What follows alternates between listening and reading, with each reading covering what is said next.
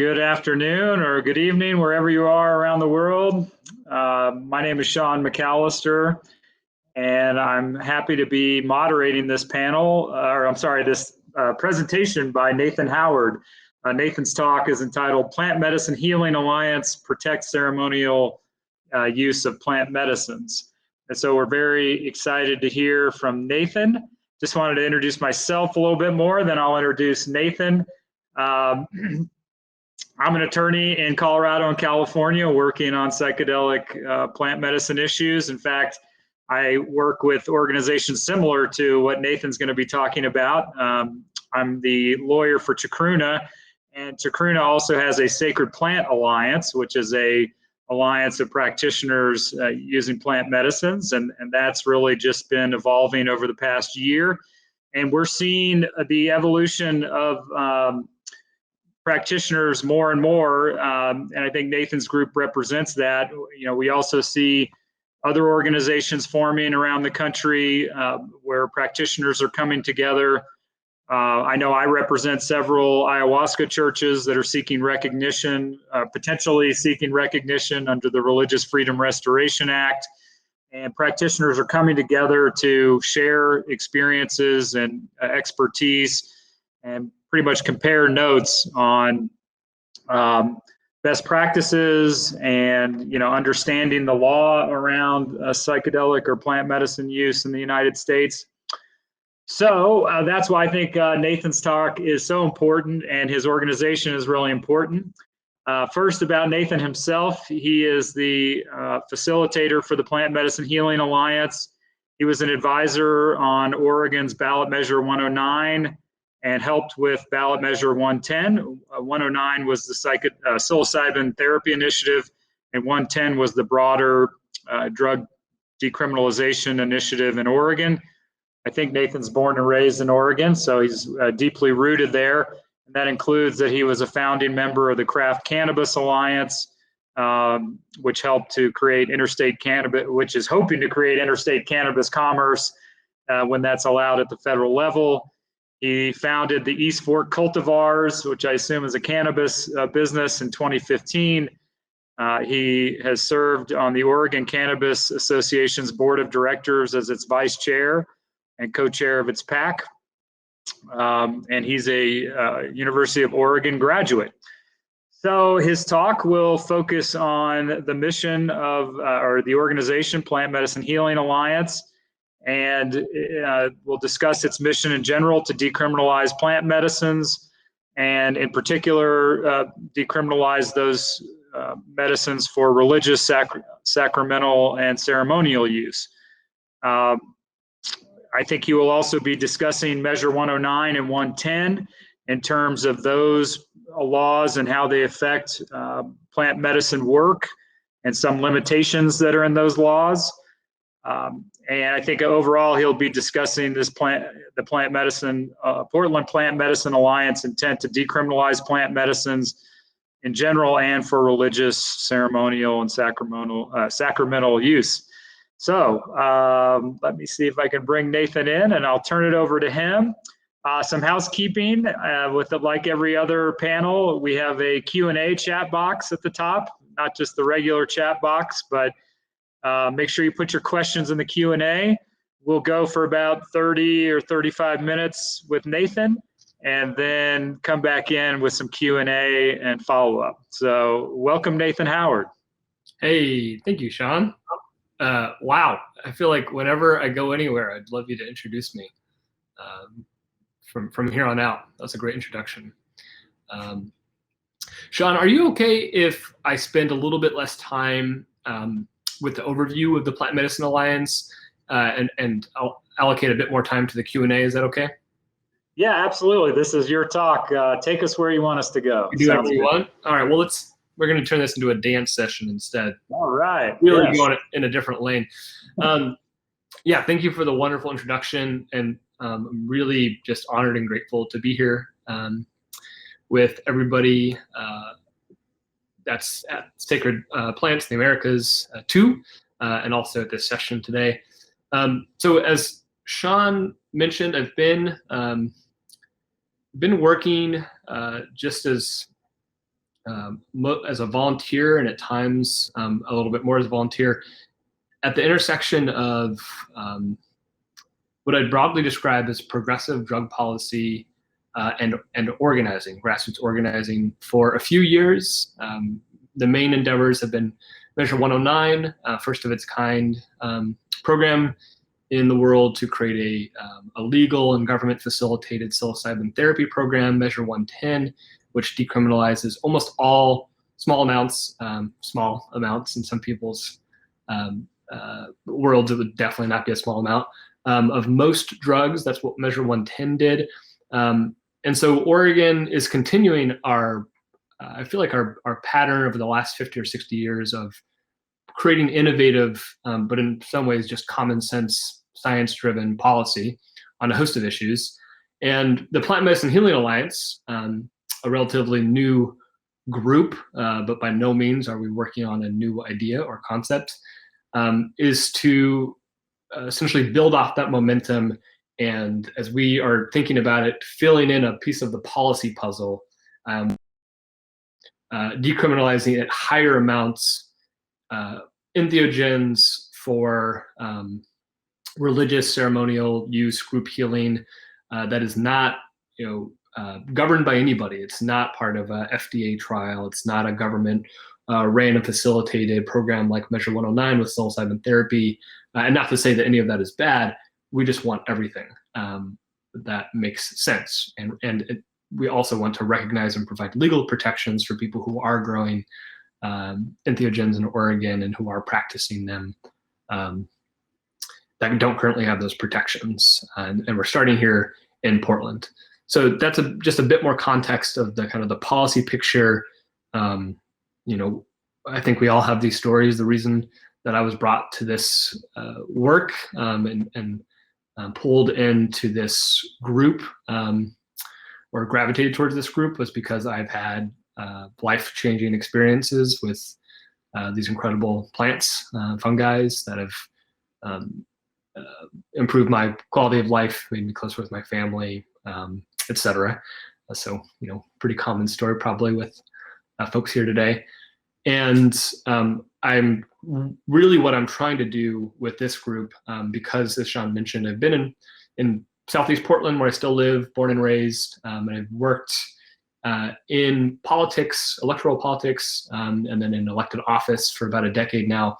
I'm trying to offer as much of my connections, skill set as I can to try to impact policy. And I feel like as my role, and given who I am, a young, straight white guy, it feels to me like there's this great opportunity to use or to access some of the privilege and opportunity, big privilege and opportunity I've been given to try to help these really noble efforts. And so I do not feel any ownership over the policy we're proposing. I do not feel any ownership whatsoever. I feel like, if anything, I like to call myself a facilitator, and specifically I'm helping facilitate these groups and people who work with these plants, in some cases for decades, a conversation between this community and these plants and our elected body here in Portland, on Portland City Council, to try to bridge that gap so that we can have a productive conversation in Portland City Hall about why we need to pass these policies, who it impacts, and hopefully do it in a really positive way that really gels and leads to, I hope, a 5-0 vote, a consensus vote. There's 5 members in Portland City Council. And it builds off Measure 109, it builds off Measure 110, it builds off our, Oregon was the first state in the United States to decriminalize cannabis in the 90s, one of the first states to end prohibition more generally. But we still have so much, even in Oregon, just so much policy and thinking that is still deeply rooted in prohibition era thinking, war on drugs era thinking. So part of our bigger goal, if we can find success here in Portland with pretty fertile ground, is to bring this statewide and bring it to other cities and states, and do it in a way that is really respectful of the Native American churches and Peyote Conservation Initiative, and other groups that are trying to make sure that we are doing this in a a respectful, reasonable way that doesn't accelerate, in peyote's case, in the case of peyote, the trend right now, which is trending more than we would like or anybody would like towards extinction, at least at certain areas. So what we're trying to do is pass this policy, and it's not unlike some other policy that we've seen passed in other cities, in a way that is really communicative with other groups and really honors the requests of Native American leadership on peyote and other issues. And I think that's about it. I feel like that's even more context or background than I maybe wanted to give, but hopefully it's helpful. And that's pretty much the big picture. That's our goal. And if you head to the chat right now and click on, I shared a link 9 minutes ago, the plantmedicinehealing.org. While I'm chatting, I would really encourage folks to tap into that link.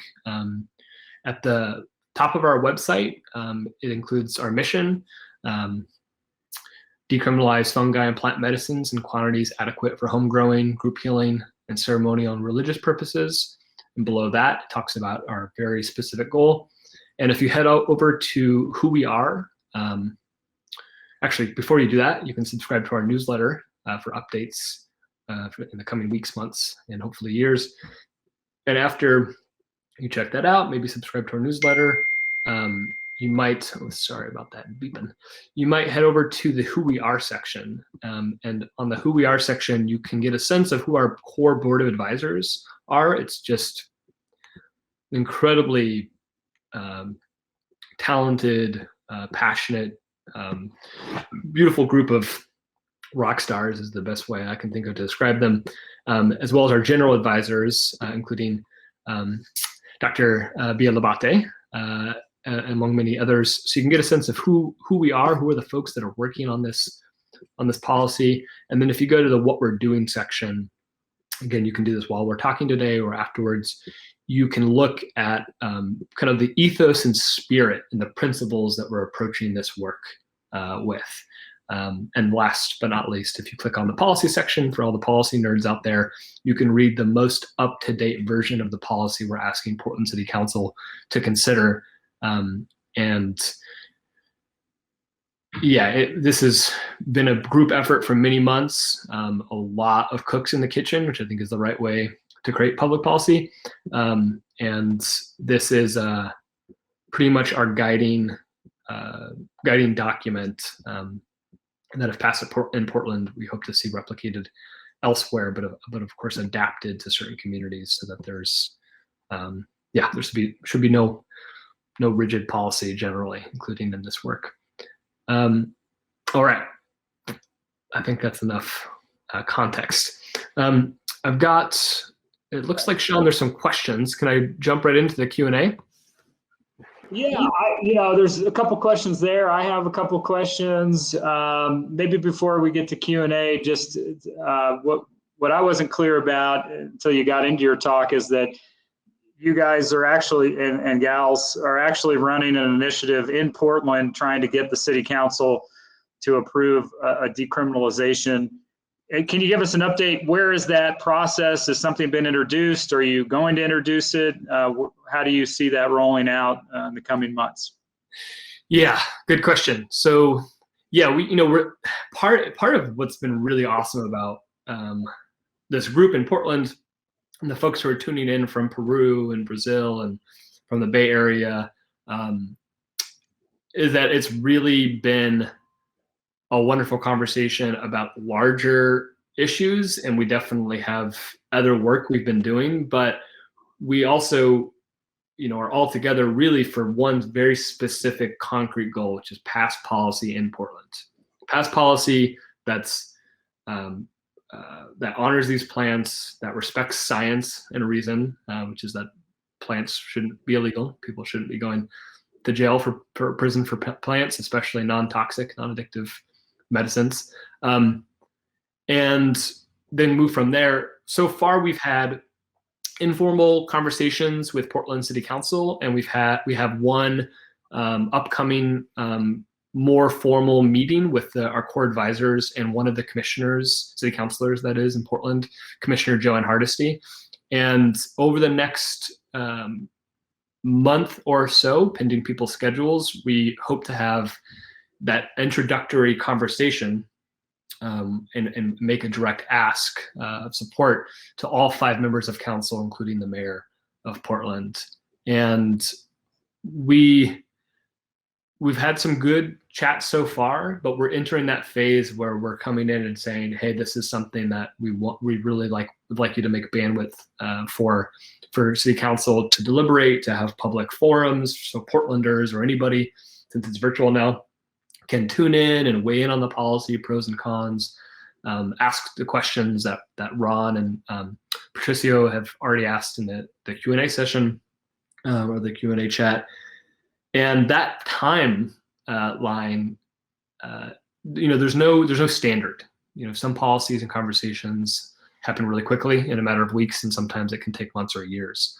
I'm hoping that in the next 6 months, we can have a robust conversation in Portland.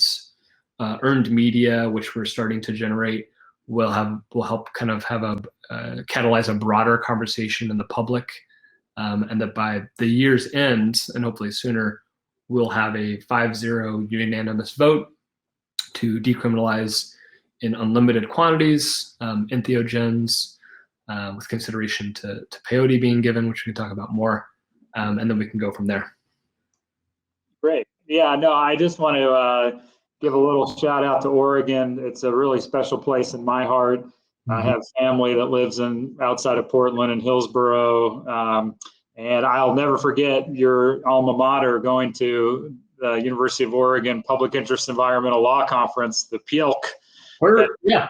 I was in law school so many years ago. And, you feel that spirit, obviously, in Oregon. It's very strong, and the community is very strong. And so I just want to praise the work you're doing, because as I told the advocates in Seattle we're working with, we need Portland on record. We need Seattle on record. All the obvious cities, Berkeley, San Francisco, Santa Cruz, Denver, places in the Midwest, Chicago, Ann Arbor.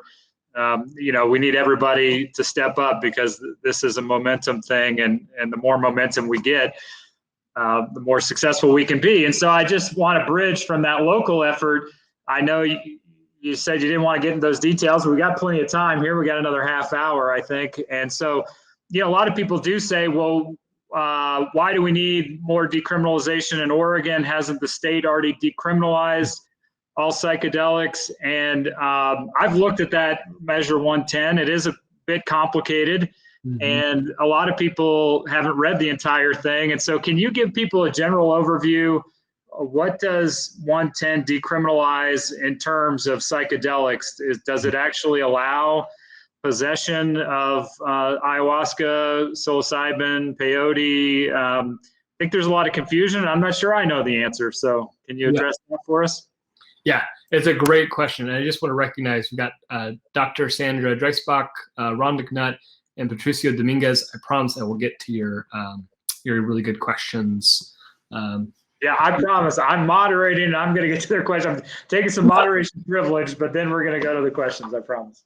Totally. I just want to make sure that folks, know we'll circle back. That is a great question, Sean. And this isn't casting shade on anybody, but I would venture to say most people in the Oregon legislature, most legislators in the Senate and House haven't read the measure. And that's not commentary on them. That is more of a reality of just how much is happening generally. Maybe this has always been the case, but at least in the 21st century, in the few years that I spent working in the Oregon legislature, you can't read all the bills in this session, let alone the ballot measures. Or your city charter measures. So there's still a lot of confusion, and I think that's okay. And there's just a lot of conversation and education that needs to be consistently happening outside of this, but especially in the context of Measure 110, 109, and the Plant Medicine Healing Alliance. And I think it's especially important because we have a common goal here, which is how do we get back to a place where we don't have policy driven by really prohibition era thinking. Making whole classes of plants or drugs illegal because a president thinks that it's fueling an anti-Vietnam War movement that they don't like. So there's a general education that needs to happen, and then in the specifics, there also needs to be a lot of education around 110 and 109 and what it did. Oregon ballot measure 110 decriminalized specific amounts and smaller amounts of most drugs in Oregon. If you get caught with an amount that is below that amount that's decriminalized, you will get a $100 fine, or you can choose to participate in a program that is around addiction education, substance use disorder education. Some people will just be consuming recreationally and there is no problem, but they may not want to pay the $100 fine, so they can opt into more education. And there's some other things that Measure 110 does in terms of changing the Oregon cannabis tax, so that additional proceeds over a certain amount, which would be considerable, it'll be nearly $100 million plus, go towards the funding, the perennial funding of new centers for addiction and substance use disorder. So Oregon is close to dead last in terms of the amount of money our state funds for mental health. This is still, I feel like, not a whole lot, but hopefully it increases a little bit. But that's to say, generally that Measure 110 does a lot and it doesn't do everything. Not only does it not include all plants, compounds, but it includes a stipulated amount that's decriminalized. And so for psilocybin, it has, and I'm not going to try to mention the amount because I know I'll get it wrong, but there's a small amount, in my opinion, a small amount that's decriminalized. And over that, you'll be breaking the law and you could still go to prison. Ayahuasca and other plants are not all detailed in that ballot measure, which we could get there if the legislature wants to define those amounts. That's often what happens with statewide ballot measures. It essentially provides a framework, and then the legislative body fills in all the details.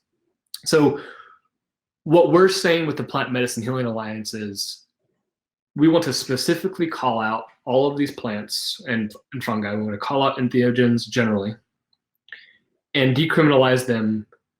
Least enforcement priority is the language we have to use at a city level legally, because state code is different than at state code. You can use language that essentially is actually decriminalizing. At a local level, you have to say least enforcement priority as to not try to supersede the state. But we're specifically saying unlimited amounts of these plants, and not just that, but we're also protecting. We're trying to create legal protections for home cultivation as well. Right now, again, it just feels like Prohibition era thinking. It's kind of tricky to talk about home growing without people being concerned. And so what do? We usually leave it out, but these plants are being grown somewhere. And ideally, they're not being grown in other continents or 5,000 miles away and then having to be transported by burning, oil. So outside of all of the considerations, it just makes sense that if you're going to allow people to consume these plants for ceremonial healing, religious group healing, we should also create protections for people to grow them. So that's pretty unique in what we're proposing in Portland. The other thing that we're doing is, increasing the amount that they are decriminalized, least enforcement priority for law enforcement, so that when you go have a session in Forest Park, or you have at some point a ceremony, you're not limited to this small amount between 10 people, because that is the amount that was included in Measure 110, which decriminalized a very specific amount. And I'll just say, it's in a very different track too, to kind of help fill in the full policy picture. It's a very different track than Measure 109. We are working as a very focused, I think, altruistic group of folks who are working on implementation of Measure 109, creating legal psilocybin therapy in Oregon. And the biggest focuses are around accessibility and equity. And we have three members that are on the governor-appointed psilocybin advisory board that are also core members of the Plant Medicine Healing Alliance. And those folks are deeply focused on issues around equity and accessibility. And in part, they care about it and it guides their work in Measure 109 work and implementation, so much and so that they're also working on this effort, which further liberalizes these plants and these medicines so that you don't have to go spend $200, $2,000 2 years from now when there's brick and mortars opened up for psilocybin therapy. And we also know that psilocybin isn't the only, compound. Psilocybin mushrooms aren't the only fungi where people are finding healing. There's a lot more. So this is, in my opinion, what's more accessible than being able to legally or without fear of law enforcement or any sort of retribution grow at home and administer for yourself or for other people, ideally, adhering to generally accepted ethics or not standards, but kind of protocols around set and setting. So long answer, but it's tricky because people are like, oh, I thought psychedelics were legal and all drugs were decriminalized. And it's like, kind of, but not really. There's still a lot more work to be done. All right, well, I'm going to actually leave the room for a few minutes. Let you just take these questions in the chat box in the order you want. I'll listen in and I'll come back. We have now about 20 minutes left, so plenty of time. Okay. I'll try to be less long-winded with the rest of the questions. Sean, am I just going to read people's questions, or are people going to unmute themselves so we can have a chat? Or is it really just kind of one way with people writing? I think it's just one way. So I think and people can see the questions if you want to reread them, read them. But yeah, I'll let you handle those in the order you want. And I will probably have a few questions at the end as well. So save some time. Sounds great. Okay, I'll start with the first question that was asked in the Q&A box. From Patricio. Sorry if I'm pronouncing your name incorrectly. Patricio's question is the DEA accepting requests for diversions for religious use, i.e. a church? I feel like I know the answer, but I'm not certain. I don't actually know. So I'm not going to attempt to answer it.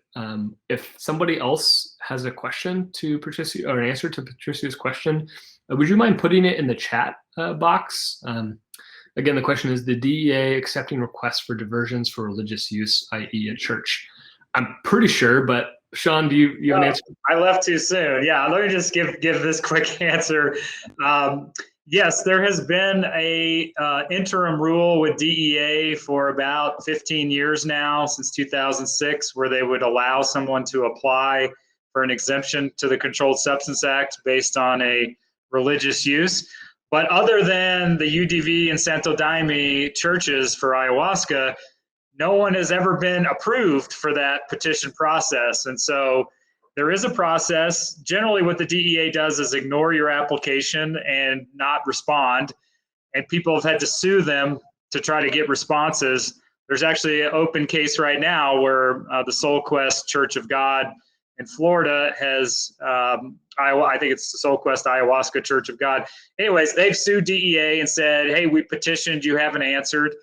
So there is a process. Most people look at it and say, it doesn't look like they're going to be going along very willingly in this. And you don't have to technically get a DEA recognition. I'm not giving anybody legal advice. You don't have to technically have their recognition to have a defense under the Religious Freedom Restoration Act. So some people look at that and just say, as long as it's a religious practice, and again, you should consult with an attorney. This is a very complicated assessment. Then maybe you can operate without DEA recognition. But yes, there is a process, and most people don't do it. That's the answer. That feels good for me to hear too, because that's my general feeling, or that was my general understanding as well. Which I feel like, Sean, your answer and that kind of, there is a route, but people don't do it, and so people kind of exist in this gray area. I would. At least that's how I would describe it. I feel like that's kind of how I'm going to be answering Ron McNutt's question. So Ron asked, please comment on the discretion of local prosecutors and how there can be a de facto hands-off approach to permitting plant medicine circles to exist. So before I answer that, in the chat box, I'm going to paste it looks like what I'm pasting is slightly too long, so I'm going to stop it right there. That's the rest of it. So that is our language in regards to how we, essentially the legal protection we're trying to give to plants, home cultivation, and how did Ron describe it? Medicine circles. What this would do is send a message from City Council, which the Portland Police Bureau, and this is how most law enforcement works, whether it's state law enforcement or city or county, they report to this body, the governing body. Specifically in Portland, they report to a commissioner that is assigned the police bureau. Culturally or historically, that's been the mayor, and so that's still the case in Portland, which people may have seen news about the trials and tribulations in Portland the past year. So yeah, we have a really wonky and I would say broken system, not just of government, but of law enforcement. But the way it works currently is Portland Police Bureau gets direction from the mayor, from the police commissioner around what to prioritize. What we are doing is putting into city code as concrete as we can, instead of going to this, or without going to the state and changing state code, which we want to do at some point as well, and saying, hey, we are saying do not spend any resources, do not have any focus, individual law enforcement officer, on going after anybody consuming, cultivating, working with entheogens. And what we hope that does, and this is where that gray area comes in, is we hope that that is enough, and I think generally it will be, but there may be people who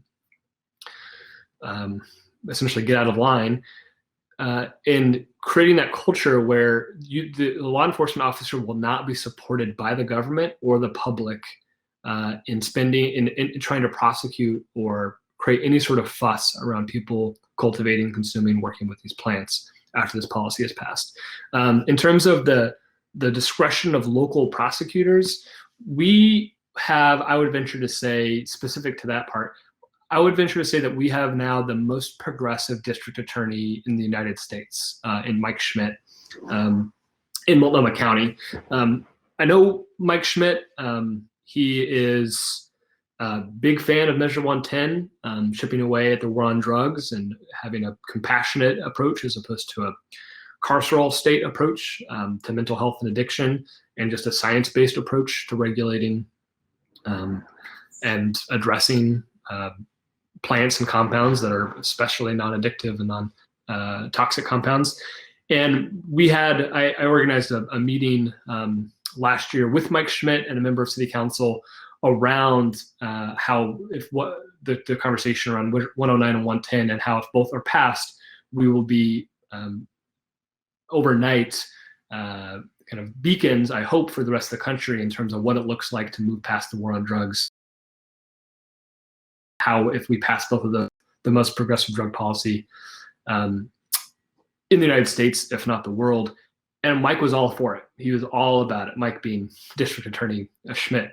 So the prosecutors are kind of already there. What we're hoping to do is further address the discretion of individual members of law enforcement with this policy.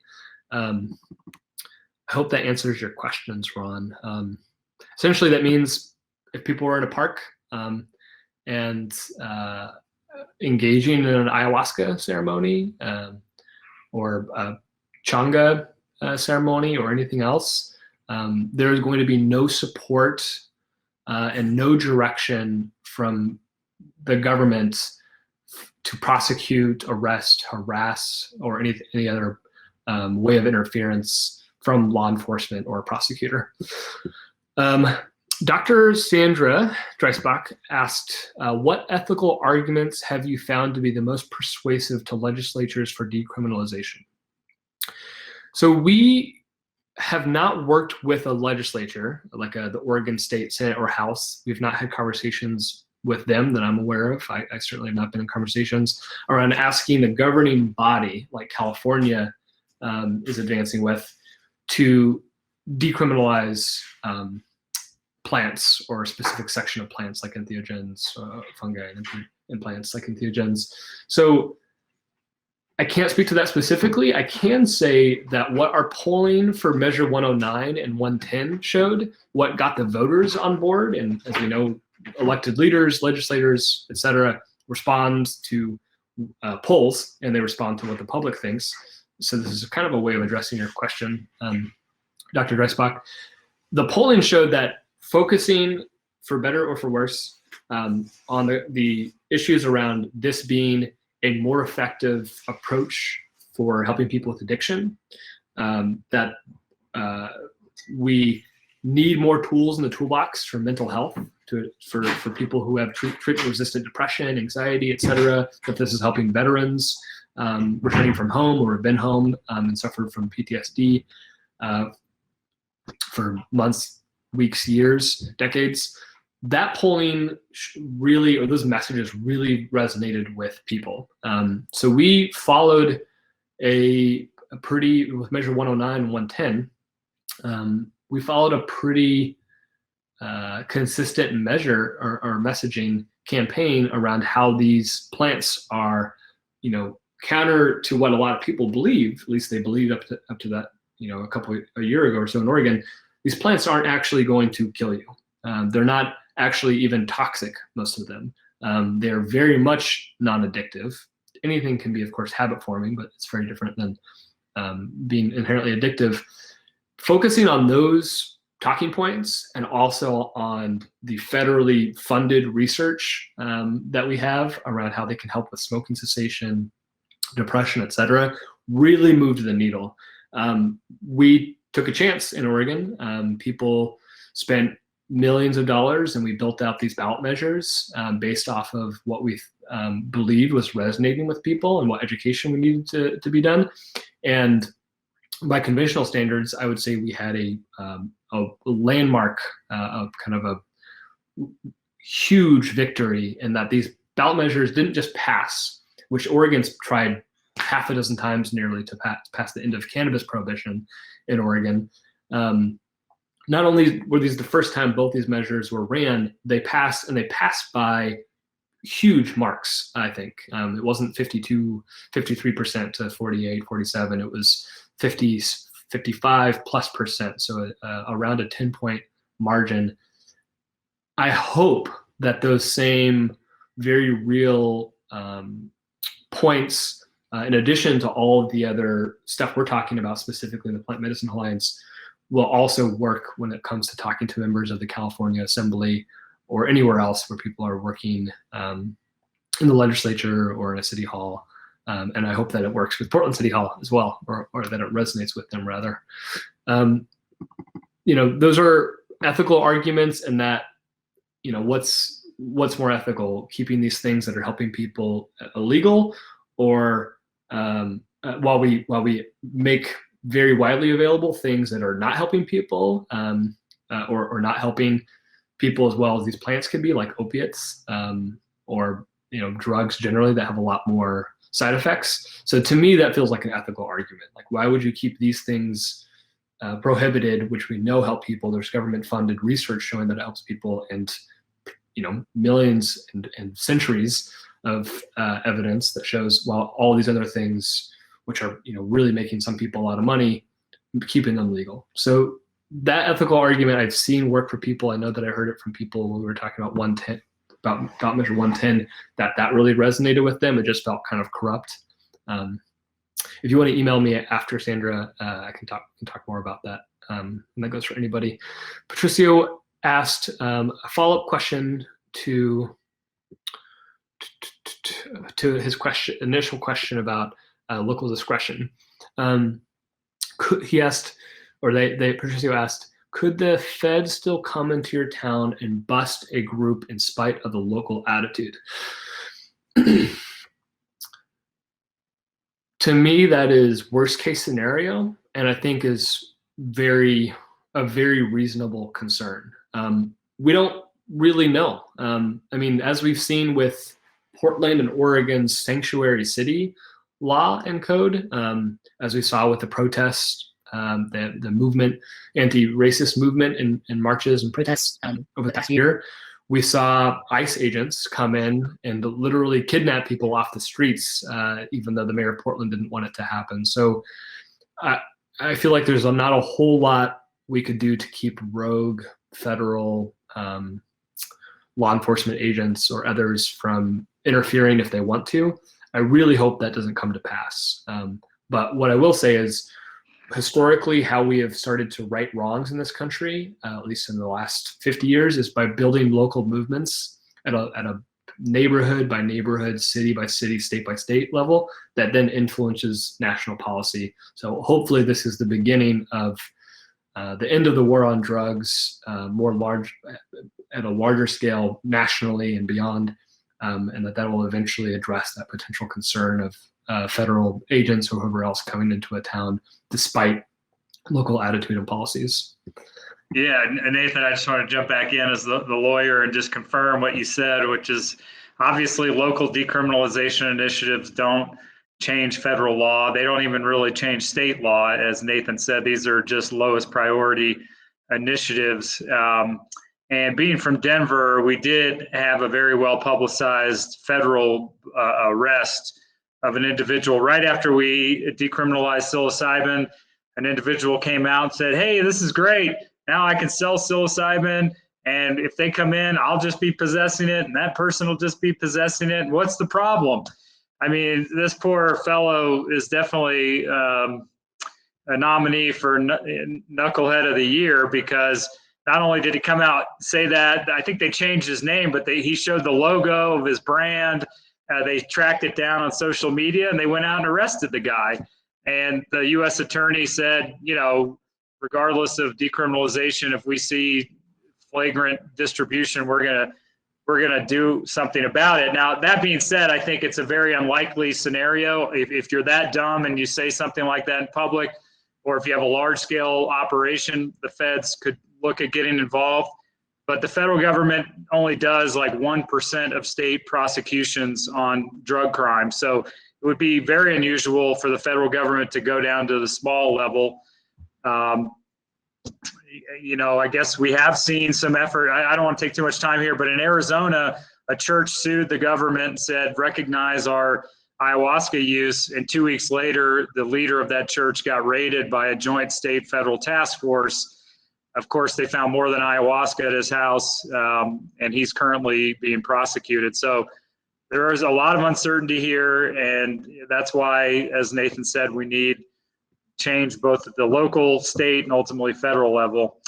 So we are running out of time here. We've only got 4 more minutes. I did want to ask or ask one question and mention one thing, which is I noticed that the Portland draft just talks broadly about entheogenic substances, and there has been some concern from the Native American community that they would like peyote excluded from decriminalization efforts. Your initiative doesn't really flag peyote one way or the other, but I don't know, just give us a little talk about how you dealt with that issue, or if it's going to be included in what's being proposed. Yeah, great question, Sean. It does in the second paragraph under the definition section. So if you head to the website plantmedicinehealing.org/policy, the second paragraph under the definition category, putting it in the chat right now. Oh, it does call it out. You're right. Yes, it does call it out. Says, yeah, here, I'll include it right here for folks that are interested. Importantly, peyote has a particular history in the U.S., vulnerable ecological status, special cultural significance in Native Americans due to the special history and overharvesting, collapsed peyote gardens in southern Texas, long time required for plants to mature in cultivation. Peyote is not included in our definition of entheogens, whereas mescaline-containing cacti are included, adopted by this resolution. Moreover, nothing in the resolution shall be constructed to interfere with the current rights of Native Americans to possess, consume, and cultivate peyote under the American Indian Religious Freedom Acts and Amendments. This is a big sticking point and the source of a lot of conversations and conflict, and in my opinion, deserving. So we deserve, we need to make sure that this is an important consideration and that we're not just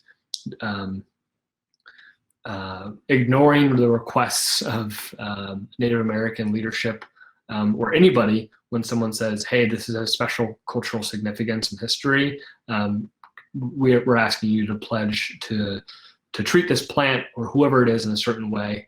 I think it would be very difficult to ever convince me or anybody in our group that we shouldn't be honoring the requests of especially Native American leadership when it comes to peyote. So it's not included in this. We're going to hear from people. We already are. Well, I don't like this because I want to grow peyote in my front lawn. Sucks, I mean, go ahead and do it, but you're not going to, it's not being considered in this if you want to, but it's not considered in our policy, and I'm going to have a hard time convincing us to say we're not going to abide by the wishes of Native American churches that have talked to us about this. Yes, Lisa Newcomb, you have to start somewhere. I agree. Yeah, as unpleasant as compromise, if that's what people want to call it, is, unfortunately, it is a part of public policy and movement building generally. All right, well, we're almost out of time. I did want to mention one other Oregon case, which I posted in the chat. There is some case law out there on religious freedom in Oregon. And actually, I think it's why your initiative is so important, because in 1995, Oregon adopted a lower standard than the federal Religious Freedom Restoration Act on cases where they can interfere with religious practice.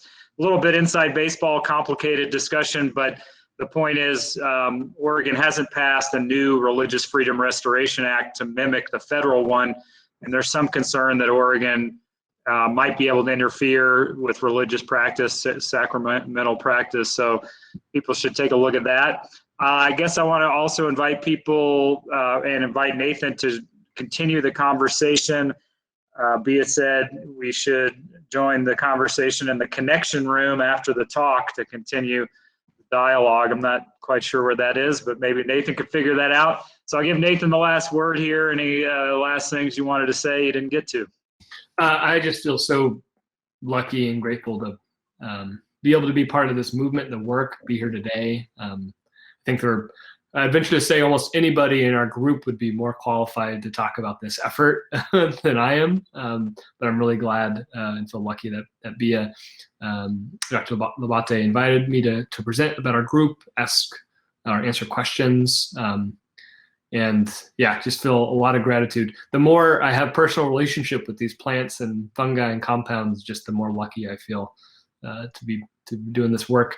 And last but not least, if you want to know more about Oregon's soon government regulated ran psilocybin therapy program, you can do so here. We have changed our name from Yes on 109 to the Healing Advocacy Fund, with the goal of now running this ballot measure in other states and eventually having it be a national program.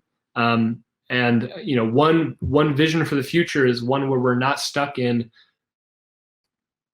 racist thinking and xenophobia, which have created the war on drugs and all of our nonsensical approaches and laws to these plants, medicines, and the people who have relationships with them.